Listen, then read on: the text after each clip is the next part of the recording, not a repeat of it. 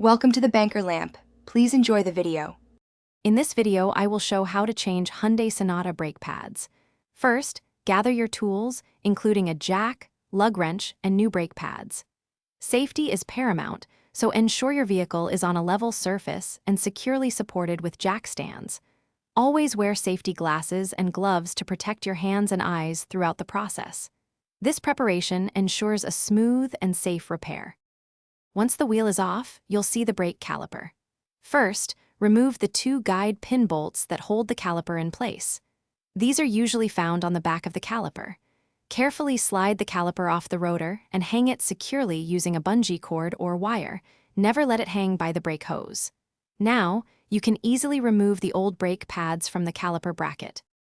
Before installing the new pads, you'll need to compress the caliper piston.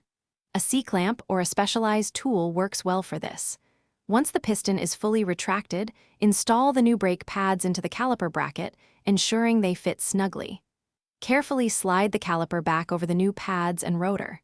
Finally, reinsert and tighten the two guide pin bolts, making sure they are secure. With the caliper reassembled, reinstall the wheel and lower your vehicle. Before driving, pump the brake pedal several times until it feels firm. This action helps to seat the new pads and build hydraulic pressure. Check your brake fluid reservoir and add fluid if necessary.